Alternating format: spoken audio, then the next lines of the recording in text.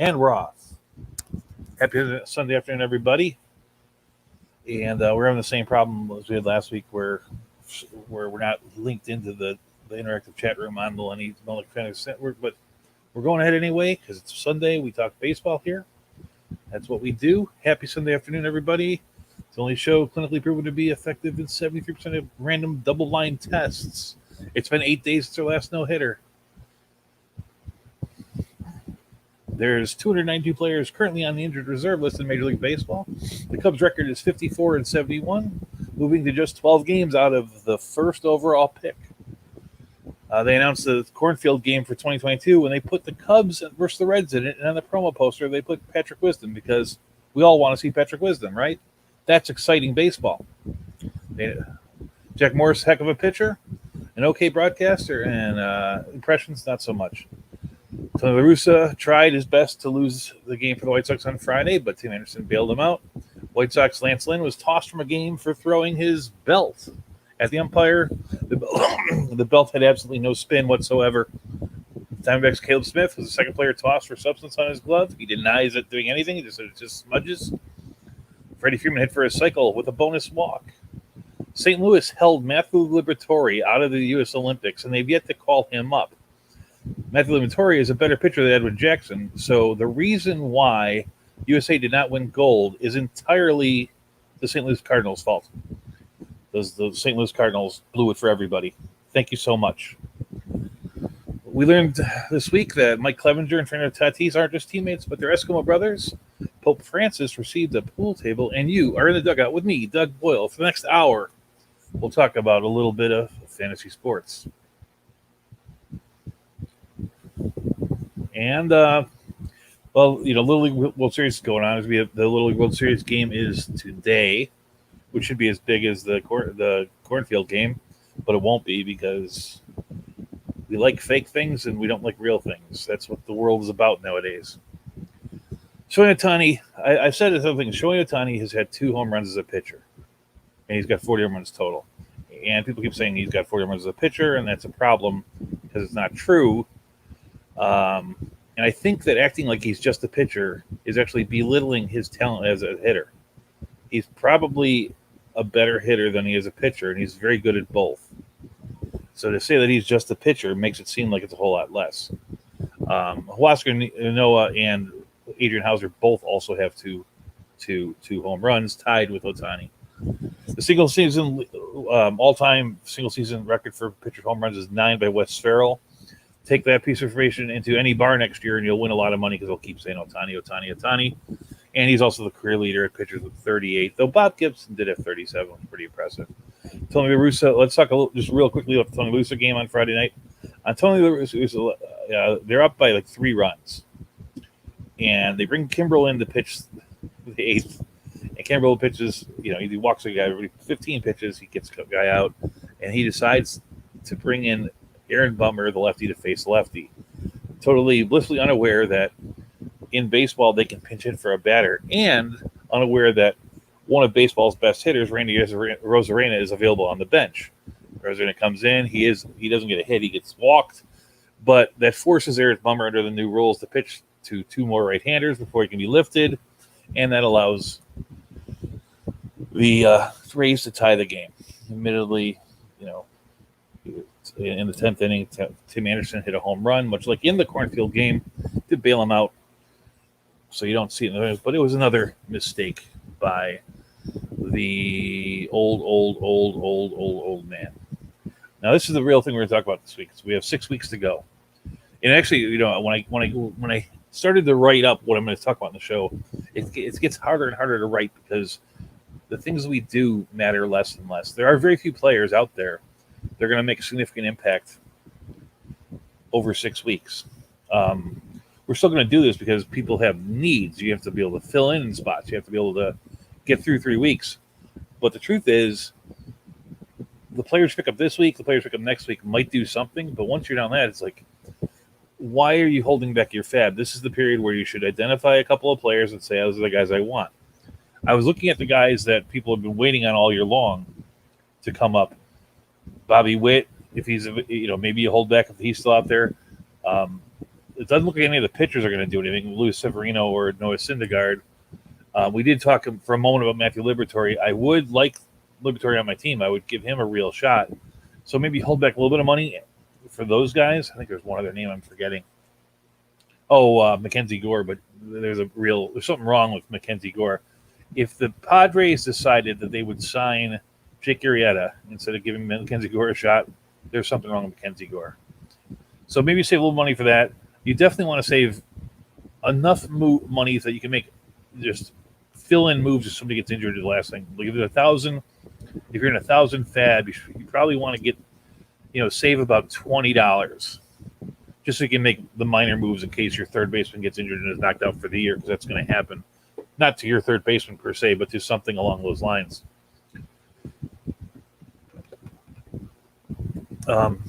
So you should spend your FAAB on strategic guys. The guy that, I'm going to spend more FAAB than probably people expect is Frank Schwindel. And I also noticed that it actually, I'm having a tougher year this year because I'm looking third place. I'm winning one league, but people are listening to me tell exactly what I'm going to do every week, and it's a trade-off. It is tough. You see, we have at least one person out there in the. The other thing is you got to think strategically.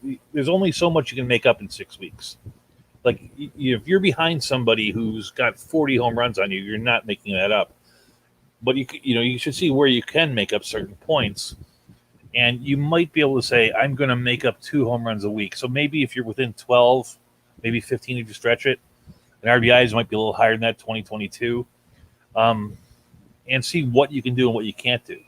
I'm going to tell you one thing that I am doing. Now, the one thing in fantasy baseball, especially in roto leagues, that they do is they don't, for some reason, they tell you exactly what kind of players you need to play. First baseman, second baseman, shortstop, middle infielder, outfielder. You get one utility where you have a little bit of flexibility, but the rest of it is rigid. And for some reason, the standard in fantasy baseball is 9 general pitching slots. And you compete in 5 categories. One of them is saves, which only relief pitchers get. So you have to make a decision on how you're going to balance your players. And, for most of the season, I went with 7 starters, 2 relievers. For a short while, when I had 3 relievers, I went 6 and 3. And so I'm behind significantly in strikeouts. Nothing wrong with being behind significantly in strikeouts. I'm at 12 points out of 15, but it means that there's points there to be made up. I got no chance of winning the thing. But if I can make up 40 strikeouts through the rest of the season, I can move up 6 or 7 points, which seems like a lot, but it's really, if I change from 7 starting pitchers to 8 starting pitchers or to 9 starting pitchers, you can see how you can make up that ground. Now, if you're going to remove your relief pitchers, you got to also look at what you might be losing in the save category. And where I am in the save category is I'm in 4th overall in saves. I'm 6 behind the third place team, which is highly unlikely I'm going to make it up because those teams have good pitchers. The 2 teams ahead of them are like 20 and 30 ahead of me. Whereas I have Ryan Presley and Ian Kennedy, which is okay, but not anything great. But early in the year, I had other guys, that pitched, and that's why I have to say the little stockpile. The guy behind me is 3 behind me. The guy behind him is 7 behind him. So I got 10 up on 2 behind me, figuring I could lose 1. So the strategy is move from 7 starting pitchers to 8 starting pitchers, maybe 9 starting pitchers, realizing I'm going to lose 1 point in saves, but hopefully get 5 or 6 points back in strikeouts. And it is doable because there are guys out there that can strike people out. And the other thing you can do is in a weekly setup league is that you can get more things by playing more 2-star guys. But there are really going to be very few make or break season changers going on through the last 6 weeks of the season outside of somebody's probably going to get hurt and be knocked out for the year. All right. And then with that, I'm going to check the chat room that doesn't exist. We are part of the Lenny Melnick Network. George Subson will be on today at 6:30.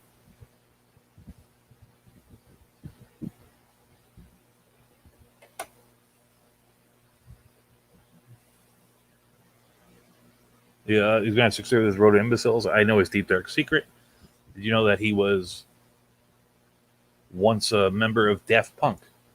And prove me wrong. I see a couple of people up there now, which makes me feel a little better than me and myself. the old stalwart Daniel Ferreira. Last week I got one. This is one thing. I got one. I say email, but I'm really talking communications. And usually I get a few a week. Some weeks I've had over 10. Last week I had one. And I think it's because we're at that shifting point where people are moving their football and people just don't care as much. So I kind of expected that I was doing this thing for my own sake and for the 10 or 12 diehards and the 3 or 4 diehards in the chat room, and I'm perfectly all right with that. But the funny thing was, like, last week was the first week that I ever gave out my email and Twitter handle, and I got the fewest number of emails I ever got, which I think is curious. It's funny. Anyway, best way to reach me is at Twitter, Facebook message, or urbanbaboon@gmail.com. And this podcast is designed to be all-encompassing the week. It's not perfect. It's very superficial in a lot of spots, but it's at least enough where you need to look up something if you're spending 90 hours a week on football. I got roped into a football league this year, and I'm not really happy about it. In my long-term baseball league, they have a football league that goes alongside it, and I always say, hey, can I be it's like they ask me, do you want to be a part? I go, no. But if you really need somebody to even it out, they needed a 12th team, so I'm the 12th team. And honestly, I haven't played in 4 years.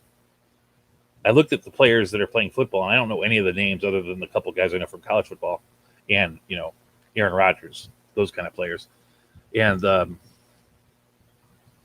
give you an idea, like, I left that league. I wanted to leave that league 8 years ago, and they're like, no, you won last year. Play again. And then I won that year, and I won that year. So I literally, in the 4th year that I almost won the league, I literally forgot to set my lineup in the championship game so I would lose. And that's how much I don't want to be in that league. So if anyone wants to co-manage a league on ESPN, that's free. A bunch of good baseball guys, hit me up because I don't know anything about that. I'm going to auto draft the team, and everyone can read the thing throughout the season. It's not hard to win in fantasy football. There is like one strategy, and the rest of it's just managing injuries and bye weeks. And with that, we'll get started for the week.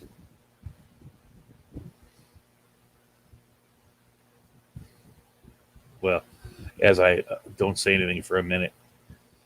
We usually start with on the positive side because there's a lot of negativity going on. With the people we saw return this week.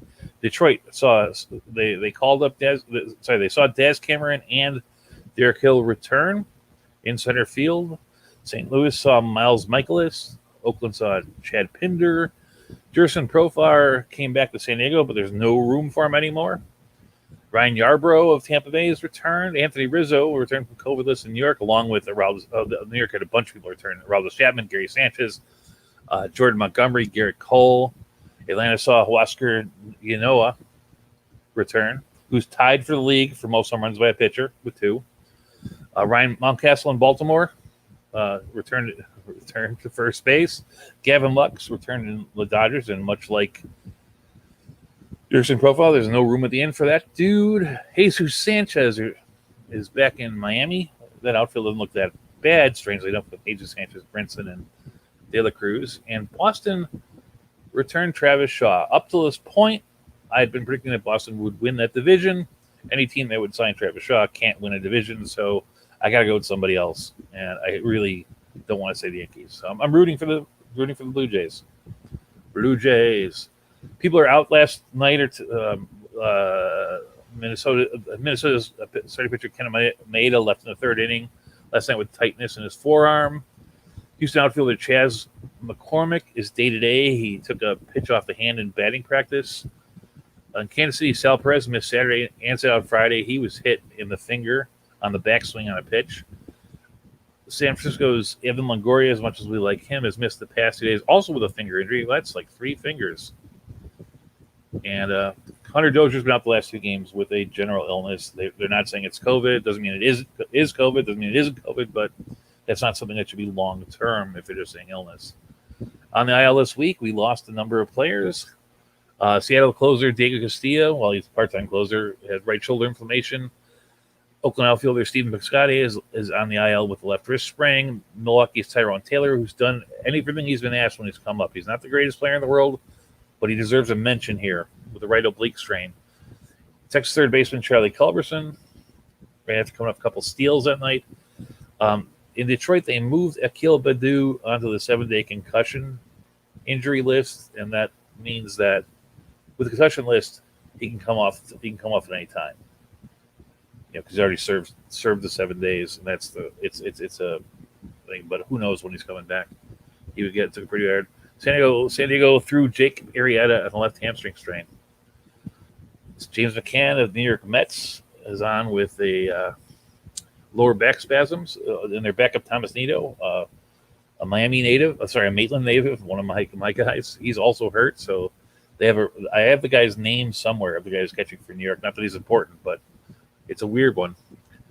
Eric Haase is catcher outfielder for Detroit's out with lower back spasms. Jordan Luplow of Tampa is out with left ankle sprain, even though I wrote Cleveland. Freddie Peralta, right shoulder inflammation. My prediction about the Brewers fading was that I didn't think that their pitchers could pitch 160 innings, and I still don't think they can. I don't wish injury on everybody. I just thought they would just get a little tired and get a little worse. Jonathan Daza of Colorado is out in the outfield in Colorado. Chris Bassett took that hit to the face. He has a facial fracture. He's on the IL. Patrick Sandoval of the Angels has a lumbar spine stress reaction. George Springo's out with a left knee sprain. Dylan Carlson's out with a right wrist sprain. Jesse Winker of Cincinnati is out with intercostal strain. Chicago's lost Adam Engel to left shoulder inflammation. Greg Holland, one of the closers in Kansas City, is out with right shoulder impingements. Right shoulder impingement syndrome. That's what they wrote, which means that there's a syndrome out there that only affects the right shoulder. If you have the same problem on the left shoulder, it's not part of the syndrome. This is right shoulder impingement syndrome. Thomas Nito's out with left plum strain, and Cole Hamels gets into the 60-day with a mystery problem. We don't know what that is. I see you third and solely. I don't know what you're talking about. Maybe he's not talking to me. Anyway, a couple guys got moved to 60-day extensions. Jake DeGrom, which won't be back till the second half of September. Drew Pomeranz, ditto, won't be back till the second half of September. And Chris Owings, which was something we already knew. He's out for the year. Got moved to 60-day. A few guys at rehabs. We know that Byron Buxton's been rehabbing. He's back very shortly. But guys that sent on new things this week. Billy Hamilton is off in Charlotte for the White Sox. Danny Santana of Boston has been sent to Worcester. Randy Dobnak of Minnesota is in Fort Myers with the mighty muscles of Fort Myers.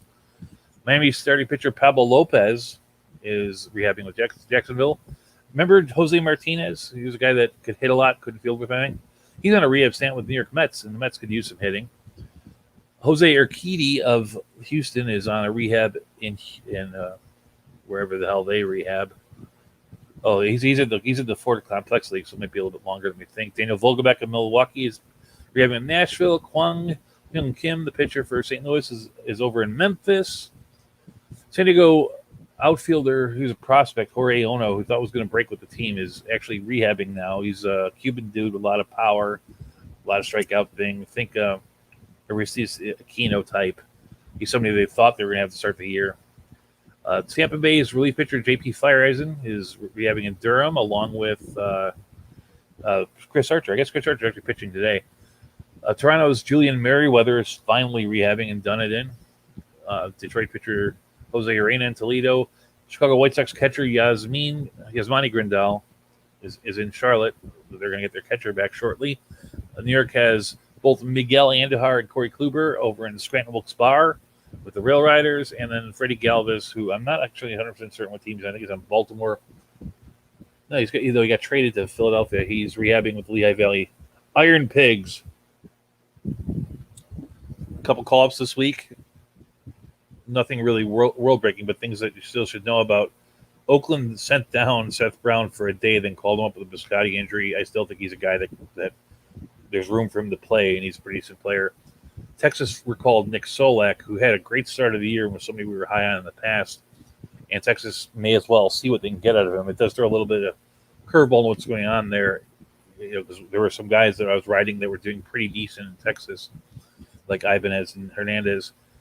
St. Louis recalled Austin Dean. He's taking the place of Dylan Carlson. Cleveland recalled Daniel Johnson, who's one of those great 5-tool athletes that I love, and sometimes they pan out like Badu and Jazz Chisholm, and sometimes they don't, like Anthony Alford, Lewis Brinson. But Daniel Johnson, another one of these guys, and someday, 3 years from now, you're going to go, he's going to have a great 2 weeks, and you'll say, Doug used to talk about him a lot. Friend of the show, G5, Nick Gordon, got recalled by Minnesota. A couple of selected the contracts that are interesting is San Francisco selected the contract of Tyler Chatwood, so they're bringing him up in the bullpen, and Chicago selected the contract of Adrian Sampson, who is actually the kind of guy that I thought that they should have signed in the offseason. He's a guy that's shown flashes of being able to pitch deep in the games, nothing spectacular, but if you're going to be a bad team, you want guys that can eat innings, and that guy can pitch innings. He had last year he went to Korea, I believe. Some notable DFAs this week. Pittsburgh outrighted John Nagowski and Kaya Tom. Toronto outrighted relief pitcher Rafael Doley, so he's no longer in any kind of mix there, though he was the closer for a short stretch.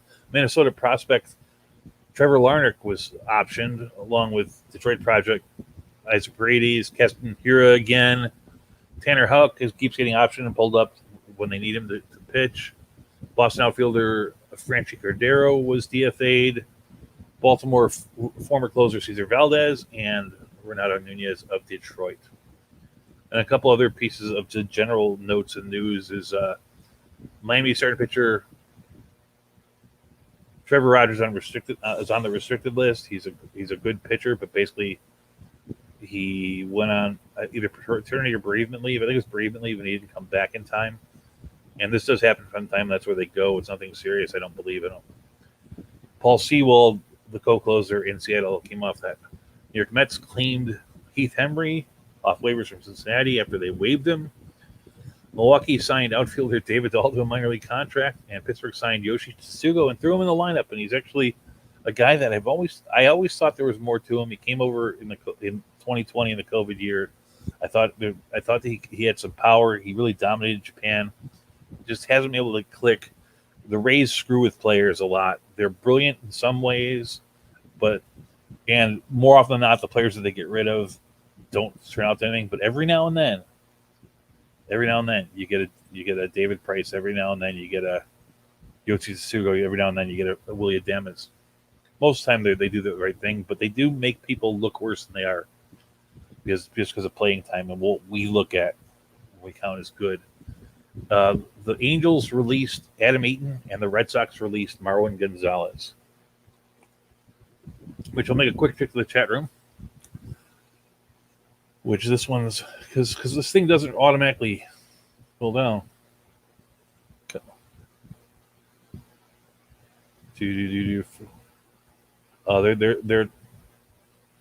There's a question, Douglas. I have Yimi Garcia and Jake McGee for saves. I was thinking about picking up a pitcher that qualifies as SPRP and going after more wins.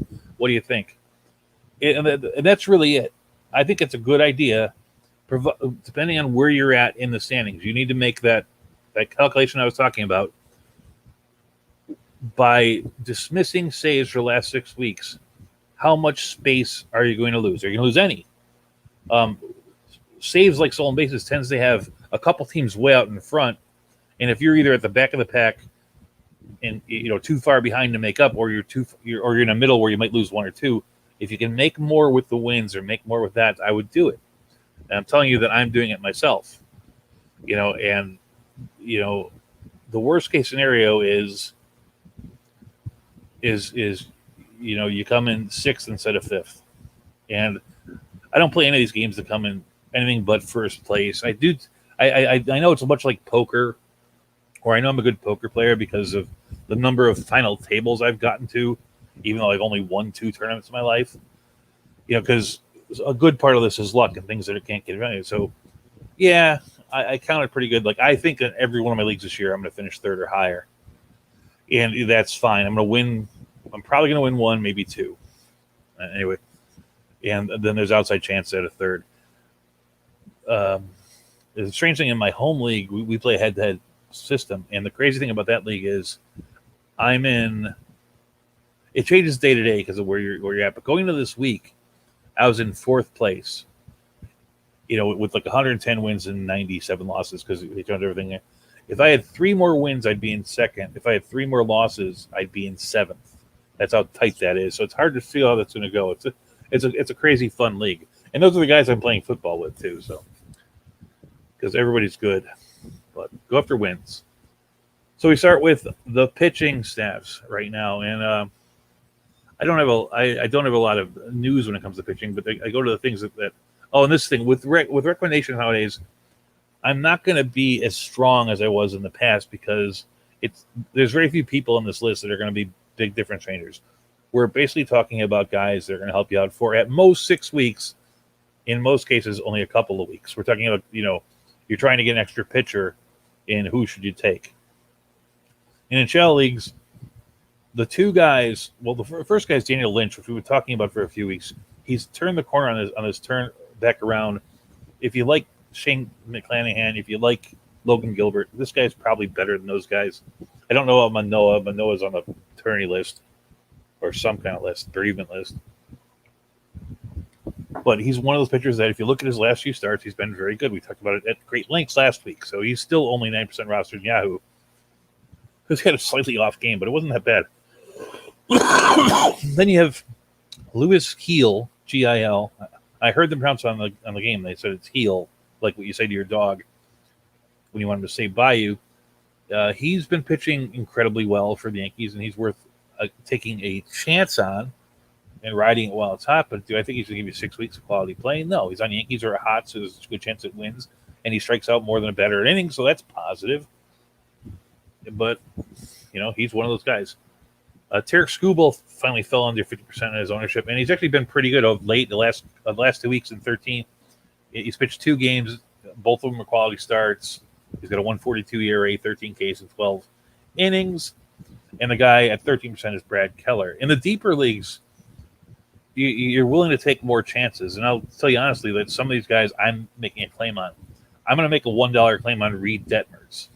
Now, 3 of his 4 outings in the pros have been really, really awful. But he did pitch that 6-inning 1-run game with 6 strikeouts for Houston. There's something there. And I know Daniel said he was looking to make up wins. I'm looking to make up strikeouts. And I'm going to get a lot more out of somebody like this who has the track record of being able to strike people out versus picking up a Hwang Kim or one of those guys that just doesn't strike people out. Or like even Brad Keller, who I think is the one guy in the deep leagues that should be rostered. He's over the last two games. He's had 16 strikeouts in 12 innings pitched. Take it with a grain of salt because one of those games was versus the Chicago Cubs and they stink. 2.84 ERA. But he's also a guy that's always closed. If you think about it, at the end of the year, you always look back at the numbers and you go, "Well, Keller was that good." It's because he does his best work when people are not paying attention to baseball. Nestor Cortez in the Luis Gil phase, he's been very good in his starts. He's had 4 games of 2 runs or less, though one of those is only a 4-inning run, so that's not that great. 2 quality start, and he's averaging a little over a K per inning. He's rostered in 4% of leagues. Here's a guy that'll have a scary ERA is Chris Bubich. He got ripped to shreds by St. Louis 2 starts ago. Let up something like 9 runs in 4 innings or something like that. 9 runs, 3.2 innings. But if you go back 7 games, take that one out, in all the other 6 games, he's had a quality start, and he's facing Seattle this week. 32% rostered. Miles Michaelis, we said, has came back from the injury list. He's pitched only 9 innings so far in the 2 starts, 4 in the first, 5 in the second, but he has a track record of being a pretty decent pitcher on a team that can win games. And then there's J.A. Happ, who's going to be my fallback pitcher for this week. And if you're looking for somebody to do things like he was, no matter what anyone thinks, when he got traded with a 6.80 ERA, he was a better pitcher than that. Now he's got since joining St. Louis, he's pitched. He's got 2 wins, pitched 3 games, has a 1.99 ERA. And next week, his 1 game is versus Pittsburgh, so he's going to be on our list of our guys that we recommend that you can get for almost nothing. But I actually think that based on track record, being the history of J. Happ, he might be a rosterable pitcher all in all. So in that grouping, Brad Keller is the only guy I can jump up and go. Daniel Lynch in the shallow leagues, Brad Keller in all leagues. And Brett Keller in deep leagues. The other guys are flyers. You're taking a chance. You need to make a motion. So we're going to recommend you do things like this. And yeah, it may not pan out going forward this way. A lot of the stuff we did panned out. A really high percentage of it did. Going this forward, we're going to take these chances, and we're going to recommend some guys that aren't that good on the hopes. Anyway, last week in our dollar starting pitcher bin, we did all right. We had 3 guys go last week. We had good outings from Vlad Gutierrez, good outing from Tuki Toussaint, bad outing from Reed Detmers, and Lucas Gill we pulled out because he had switched spot in the rotation, and he wanted pitching versus Boston. He did pitch a good game, but because under the terms of what we did, if we had found out he was pitching versus Boston, we would have not started him. We're not going to put that in there. So on the season, through 6 weeks, we have a 3.90 ERA. Last week, we had a 3.86 ERA, a 1.57 whip. But the really good thing is we had 18 strikeouts in 14 innings, so we're catching up on our strikeout side. So for the year, we had 3.90 ERA, 99 strikeouts in 110 innings. So we're getting close to 1 per 4 wins in 110.2 innings pitched. So who are we going to for this year? We already talked about 2 of them. Guys that are well under 30% rostered in. Chris Bubich is going to play Friday at Seattle. Seattle can hit a little bit, but they make up the reason where they're in the crap list, which I have revised. The new crap list is Arizona, Seattle, Texas, Miami, Pittsburgh, and the Cubs away are tier 1. Those are the guys you really want. Kansas City, as long as they're not at home versus righties. Cleveland, New York Mets, and Colorado away is tier 2. And then tier 3 has the Angels away, St. Louis, pretty much everywhere, but it's tier 3 in Chicago when they're at home. And then, Washington is tier 3 too. They're a bad team, but they have a couple hitters on their team. You don't really anybody that's got the big difference between any of these other teams, Kansas City, Texas, Miami, Pittsburgh, Cleveland, Mets, Colorado, is they have no one near the quality of Juan Soto. So those are the things. So we're going to recommend this week. We're going to recommend for $1 Chris Bubich Friday at Seattle, Mike Fulton-Nevich Wednesday at Cleveland, and Jay Happ Friday at Pittsburgh, and we'll see how that turns out. We already talked about the fact that those other pitchers doesn't look like Luis Severino's coming back. We don't know anything about Noah Syndergaard. Mackenzie Gore must be pretty darn bad if they sign Jerkiewicz instead of calling him up. And Matthew Liberatore is the guy we're looking out for on that side. On the relief side, we're going to shorten up the where did I put that? It's here somewhere. Wow, here it is. We're going to shorten up the closer report because you're not going to see major changes in the closer thing, barring implosion or injury. The teams that are safe are Boston, New York, Toronto with Jordan Romano, Houston with Ryan Presley, Cleveland, it's new. Emmanuel Clase is the guy. Krinjak has had spin rate issues since the spider tack bans, and so it seems like that this time when they move to Clase, it's going to stick. In Kansas City, it looks like Scott Barlow is the guy, at least for the duration of Greg Holland's injury, which might be the rest of the year. Though Jake Brents did get a save this week. Minnesota, Colome, as long as Taylor Rogers is out, though he did blow a save this week. Rafael Iglesias and the Angels is safe. He missed 1 for 1. Will Smith is safe in Atlanta, though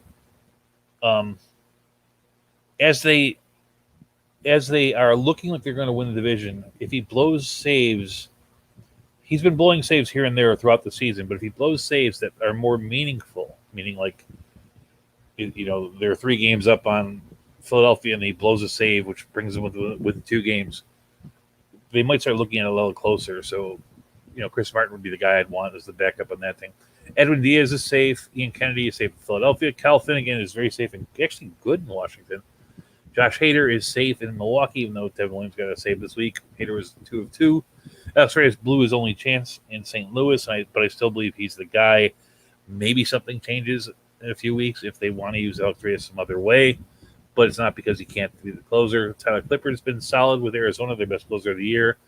Kenley Jansen, 4 of 4 saves this week, and Mark Melanson in San Diego is safe. The committees as they exist is Chicago White Sox brought the committee on themselves for some unknown reasons. Liam Hendricks and Greg Kimbrell both have not been as good when they're pitching together, It looks like they're going to move toward Liam Hemmings being the closer and Kimbrel being the setup guy. Though, throw that in there, Ryan Tepera got the save on the Friday night meltdown night when Aaron Bummer pitched to the lefty pitched to three righties in Tampa. In Detroit, Gregory Soto is the king of those guys, but Fulmer, he got a chance to leak and blew it. I'm not writing off either. That is still a committee, but so does the guy that you definitely want of that bunch. In Tampa Bay, that's a hard one to call. They gave their one save opportunity this week to J.D. Shargos, who I would have guessed been the last guy they went to. It looks like Nick Hampton's not going to be back for a little bit longer than you think. They said it's going to be a lengthy time in the minor in the build up, so you're looking at probably, like middle September. And on top of that, when I'm talking about build up, he's only got to pitch an inning if he's a closer, so they're probably thinking of him as high leverage, but not the closer. And then they have Andrew Kittredge and Colin McHugh. I think the best pitcher on that team is Colin McHugh. Andrew Kittredge is, of course, an all-star pitcher, but who knows what to make of that thing. I probably, if it wasn't for the fact that these guys are all actually decent pitchers, I would put them in the bad situations I want no part of. But I functionally want no part of this because it's just impossible to tell. In Seattle, Paul Sewell got 2 saves this week. Drew Sigler got 1. I think if those two are a sharing committee spot, they're both decent plays. Same with Miami. Dylan Floro would be the one I'd want over Anthony Bender, though they're both going to get in a thing. Bender's probably the better pitcher, but Floro's the guy that seems to be in the right spots to be the closer more often. In Cincinnati, Michael Gibbons has got a number of saves in a row, but I still think it's committee because Cincinnati loves a closer committee, and they just got Mike Lorenzen back, and I think he'll be part of it. He did pick up a save this week for 1-1. In Pittsburgh, David Bednar is probably the better of the two guys. That wouldn't surprise me if Chris Hatton got a save or two. And then you have San Francisco, you have Jake McGee, Tyler Rogers doing their normal thing. I do believe that they're going to be phasing Tyler Rogers down. He's the one guy I wouldn't want in this thing because his type of pitching plays better if you don't see him that often. And Zach Littell had 2 saves the past week, and Dominic Leone got 1. They're looking for a righty counterpart. There might be a change there. The bad situations I want no part of. Baltimore, Cole Sulzer. He's the one of these 3 guys I want the most, and I really don't want any part of it. But he's the guy in the committee that you want. Chicago doesn't deserve to win a game for the rest of the year, but when they do, who's going to get the save? Rowan Wick's their best pitcher. Cody Hoyer got a save. The last save that happened for them like 12 days before went to Manny Rodriguez, who I like to call Batman Well. And, it's just not worth it. You're better off in those situations. And then you talk about the situations where you're thinking about catching up on wins or catching up on strikeouts. It's like these guys are going to – the Chicago Cubs are going to generate maybe 5 saves the rest of the year. You're better off if you could start, even rotate week to week to go from Jay Happ to Miles Nicholas to you're going to get more production on your team out of that stuff. Then you have Colorado. Their guy is Daniel Bard, but that situation is horrible. It's just a lot of runs to be given up. There's a lot of games there's a lot of games in Colorado where 9 runs are scored in the last 2 innings by both teams, of course. And it's just a dangerous spot. Saves are saves. If that's the only thing you have, I understand. It's caught me out of it. Texas, it looked like they were moving the Joe Barlow, and then Barlow got put on the IL. So we're back to Spencer Patton. I still believe that Josh Sborz will have the most saves on that team when it all is said and done. But at the same time, any of these guys you really don't want. So that's our closer report. We're not really recommending much here. In Yahoo, Tyler Clipper's 18% rostered. He should be on more teams than that. Gary Soto is above the 50 threshold, but he's only at 57. And I know this week Kelly Dent's got a number of saves, but since the All-Star break, Gregory Soto either has the most saves or the second most saves. And he's done it really quietly. Like no one even knows that he's the guy they're going to more often than not, let alone that he's doing that much good. In the deeper leagues, Michael Gibbons, Mike Lorenzo. Michael Gibbons is 64% rostered. Mike Lorenzo is 30% rostered. Either one of those guys are fine. Michael Fulmer will get a save or 2. He's 22% rostered. You got those 2 other guys in San Francisco. These aren't anything exciting. Gibbons and Lorenzen, I understand. The other guys, and like I said, I would probably start looking at Chris Martin as being the handcuff or the backup to the backup to what's his name?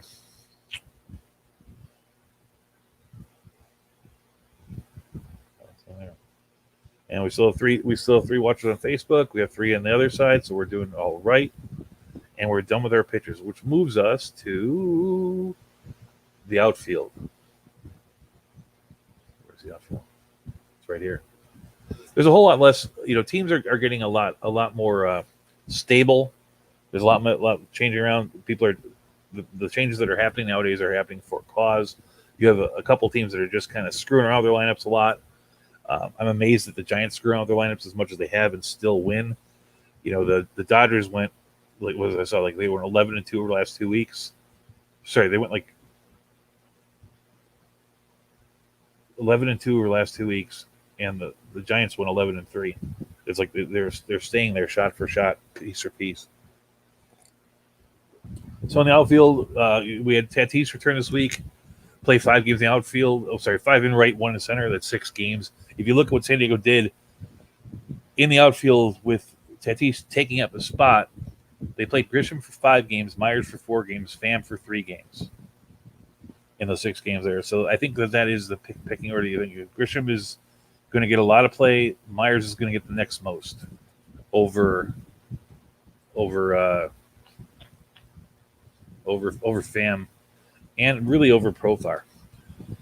In Toronto, Randall Grichuk is batting late in the lineup, filling in for Springers. Jasmine McCormick is in right field. Jake Myers is playing center with Dougout. They both have numbers that are inexplicably good. I like McCormick better than Myers, but especially if McCormick is hurt, Jake Myers might be a short-term play. I mean, like a 1-week play. But Oakland, Seth Brown was recalled, and he's played 3 or 4 games. The only game that he didn't play in the last 4 is the one he was in the minors. In Atlanta, Eddie Rosario should return this week. His numbers on the year haven't been that great. His numbers at rehab haven't been good at all in Gwinnett. And they really thought of him as much of a stolen base guy, but he actually has 9 stolen bases last year, and he's at 7 for this year. So he's a guy that could help you in home runs and in steals. The Braves are a pretty decent lineup. It remains to be seen what they're going to do with all these outfielders, but it wouldn't shock me if Eddie Rosario plays a lot because he is – I mean, Duvall's going to play the most because he can hit and he's the best fielder, but they got to do something out there, and we don't know what. But right now you could probably get Rosario for minimal money, and he'll be somebody that is used for the rest of the year if he's available like he is in the league I'm in. In St. Louis, Lars Nootbaar is doing his best job replacing Dylan Carlson. In Cleveland, the battle for opposition between Daniel Johnson and Oscar Mercado seems to be back, and it seems to be pretty close to a draw. They both played 2 of the last 4 games. Hard to draw anything from that. In Washington, Lane Thomas call-up has taken 2 games from Yadiel Hernandez, who I like, and 1 game from Robles that everyone likes but who disappoints. I wouldn't shock me if Lane Thomas starts to pull the way he's been hitting. I think he's hitting over 500 since back. It's only like 3 games. But he could play center field. He's actually started in center field when Robles is out, and that puts some pressure on that. In Baltimore, Jorge Mateo is an interesting guy to pick up. Interesting on top of this is the fact that he's up to 9 games at second base and 8 games at third base. And I apologize if I have that reversed. It might be 8 games at third base, 9 games at second base. But anyway, slice it. He's an outfielder right now who's very shortly going to have all that infield eligibility. He'll be American Nations at both outfield and in the infield because of that. I don't know where it's going to wind up.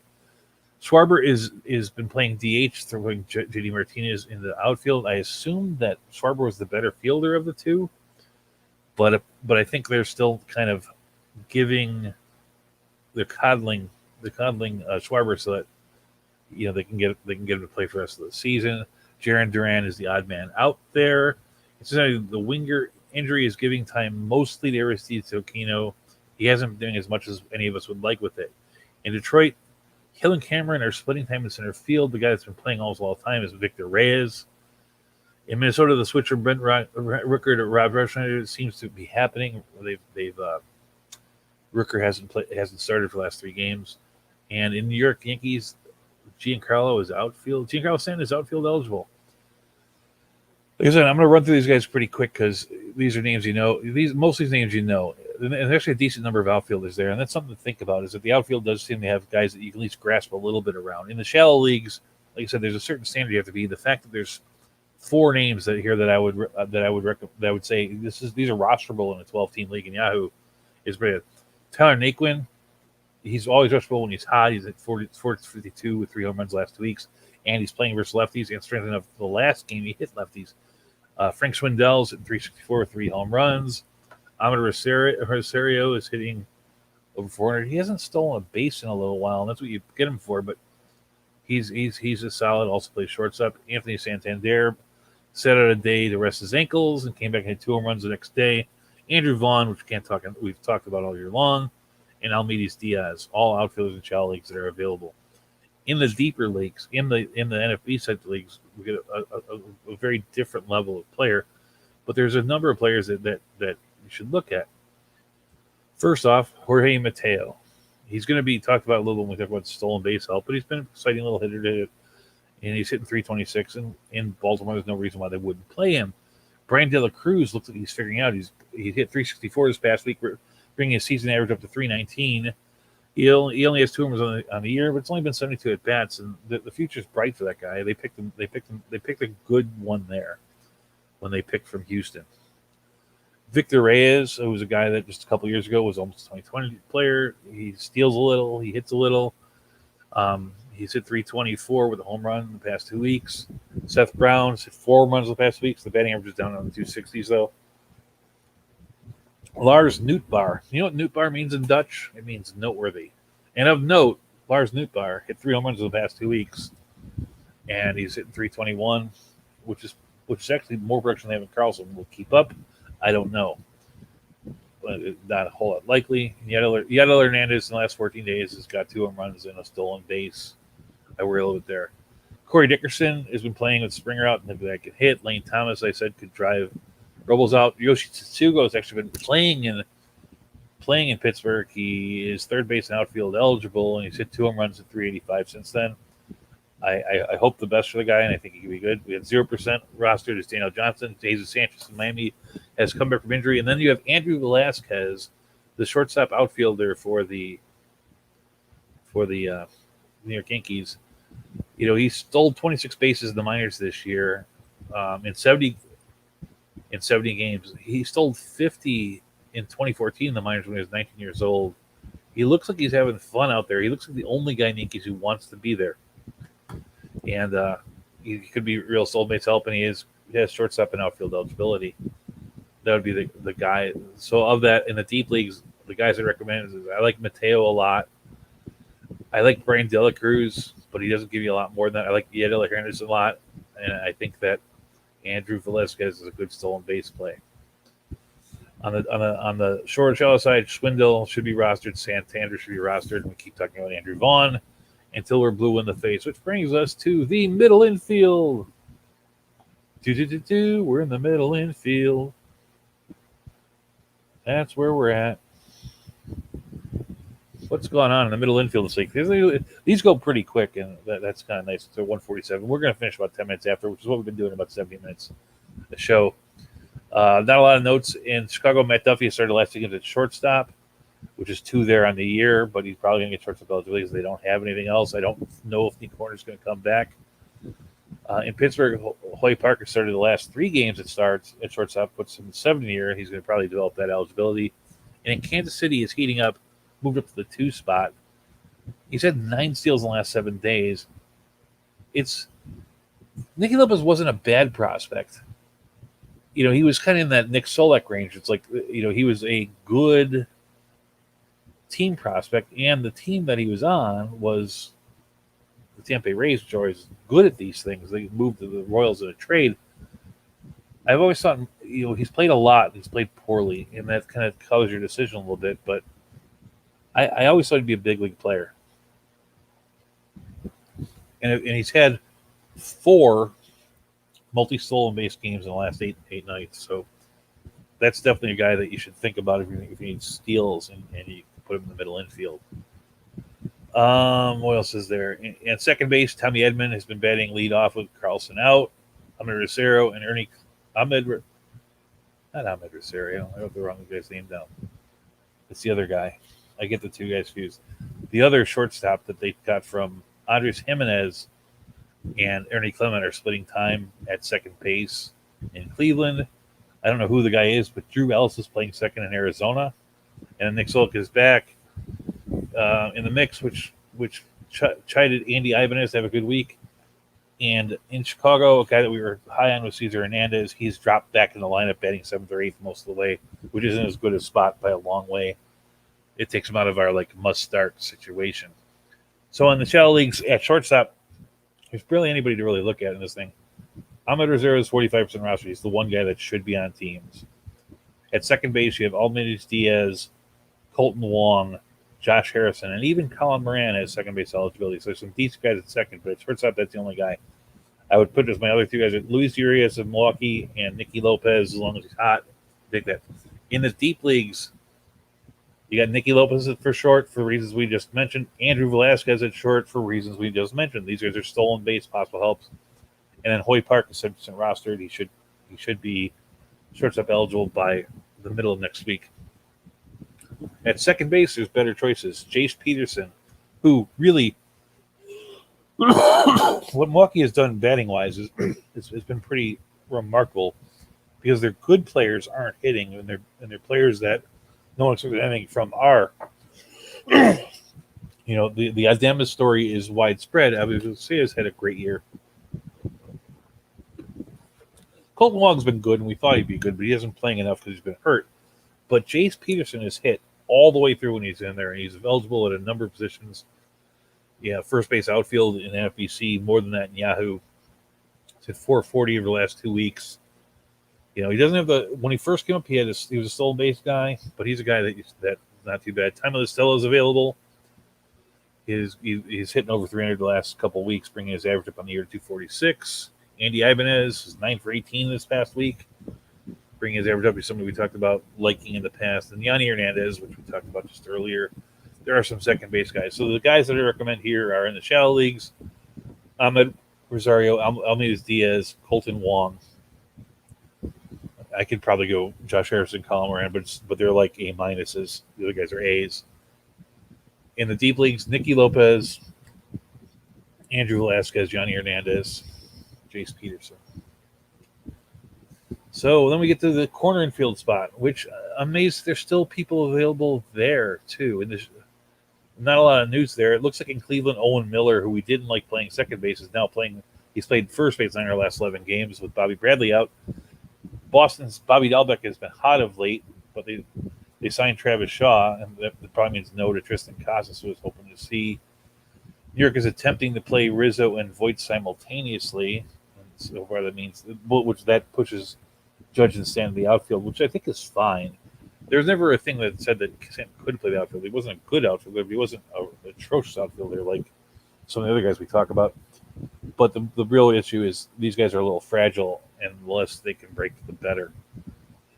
At third base, Phil Gosselin is playing third base in place of Rendon with the Angels. He's also, he's displacing the Jack Mayfield moment. Not a bad. I mean, you could do worse than that in the deeper leagues. Cincinnati, Eugenio Suarez has played only 2 games in the last 8 because he is hitting 160. And even though people say batting average doesn't matter, on base does. When you're batting 160, even if you walk a decent amount, your on base is still only about 250. So your home runs don't mean that much. And so it looks like going forward, their best team has Moose, Mike Moustakas, and Jonathan India playing second and third, and Eugenio Suarez off the bench. Now, theoretically, if Kyle Farmer ever decides that he wants to play like Kyle Farmer, unlike the guy who's playing like this year, then maybe play some shortstop too. And Josh Donaldson in Minnesota is playing DH, which is the one good thing they have with Nelson Cruz out, is that Josh Donaldson at DH could probably give them most of what Cruz was giving him, and he's already there. That puts Luis Arias at third base for most of their games. So you wind up having, in shallow Yahoo leagues, you got the hot hand of Bobby Dalbec, 6% rostered. I think it might last the rest of the season. I drafted him in a lot of leagues, and I cut him in a lot of leagues because he's been horrible.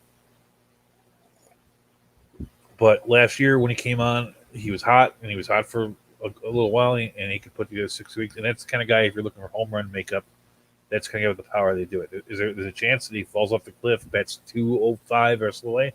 Sure. But if you need to make up home runs, you can't do much better than Dalbec. Frank Schwindel, person roster, we like him. Names we already mentioned several times. Almeida Diaz is available at first. Andrew Vaughn available at first. Colin Moran available at first. That's a home run guy that's 10% rostered.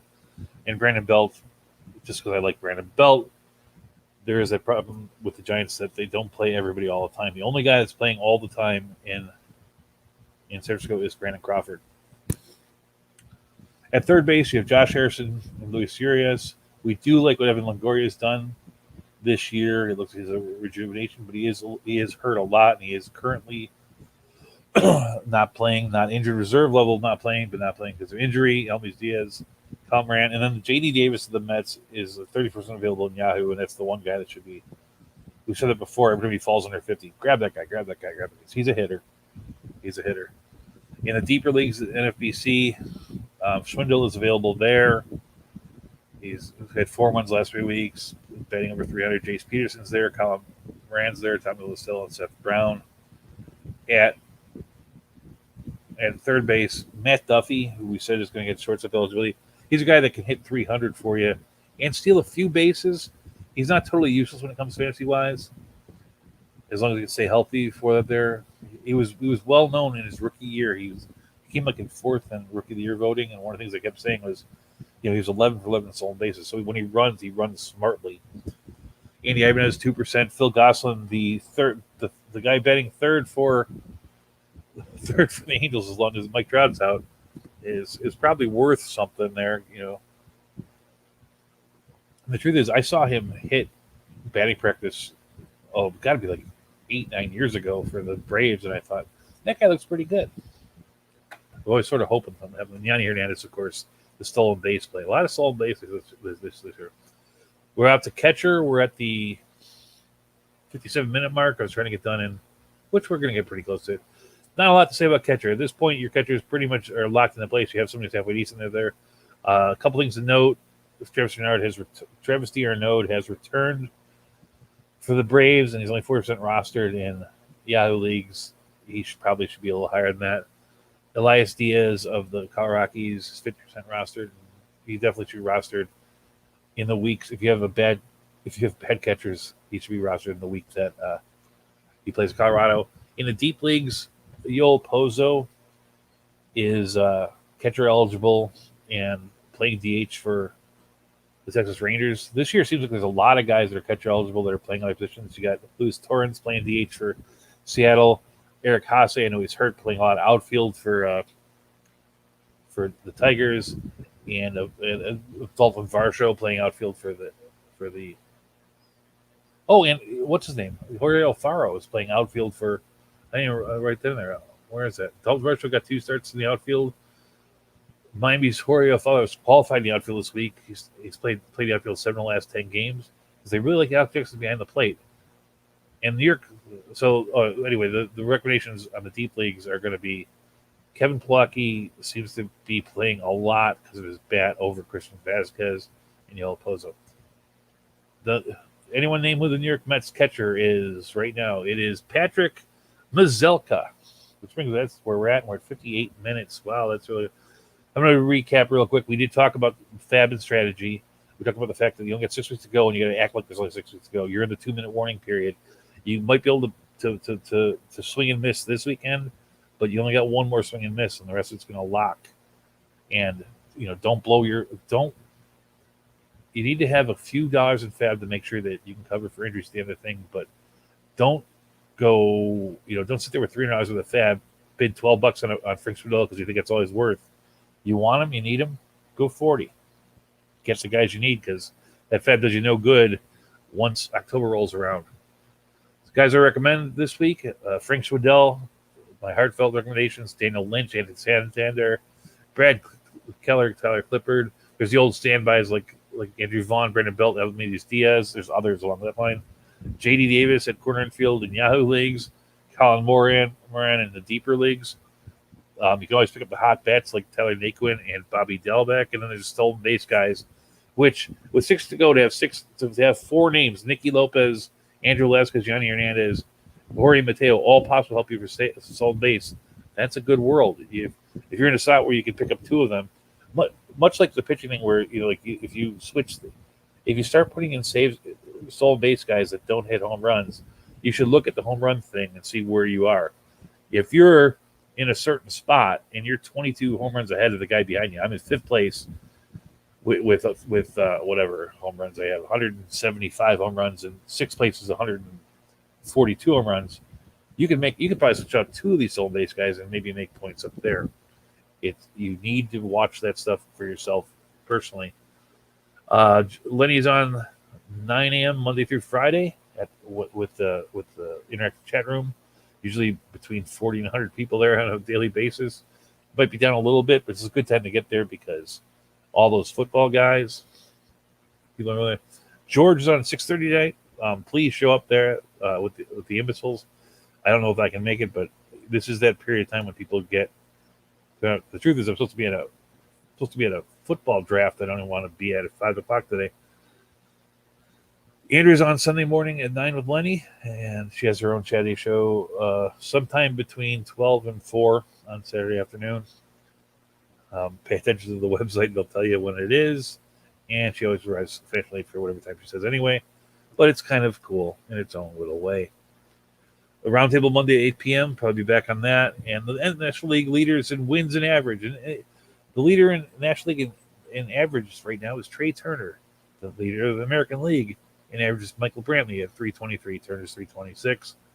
Leader in wins in the National League is Kyle Hendricks with 14. The leader in the American League is face ruined Chris Bassett with 12, who's tied with Hyunjin Ryu and Garrett Cole. I bring those up at the end of everything. I'd like to thank you for being here. I bring those up at the end of every show because these stats mean something. Don't let them tell you otherwise. Who gives a crap about FIP? The FIP is a weird one. And I'm going to do it real quick. It's like, if you look at the formula for FIP, like I think ERA matters. I think wins matter more than quality starts, and I think that batting average matters as much as base percentage. But the thing about FIP that's weird is that if you look at the thing, there's a constant. They don't tell you what the constant is that changes year to year. So this year we had a lucky thing because somebody in their first game out pitched the no hitter, and so his FIP, even though his ERA was 0, his FIP was 3.07. So we know that this constant is 3.07. But that's what really FIP is. FIP takes a number, and it decides whether the guy pitches better than that or worse than that. So if I don't know why I know why they do it. They want to make it look like ERA, but the true FIP should be a negative number if you're better than average and a positive number if you're worse than average. It would be easy to read that way. But they add this constant to it to make it seem like it's more mathematically like ERA, which it isn't. But it does tell you that. Like if a guy has a negative FIP, if a guy has a FIP under, let's say, 320 because there's a little bit of fudge at the end, you know that there's a chance that he's actually a little better than what he's been doing. If a guy has a FIP substantially over 320, you know there's a chance he'll be a little bit worse than that. But if somebody has a FIP of 527, it does not mean he should have an ERA of 527. Anyway, so with that, I bid you all good night. Thanks, Daniel. Thanks, everybody. I appreciate it. You guys have a good night. And I got to turn it off, too. End broadcast. See you next week.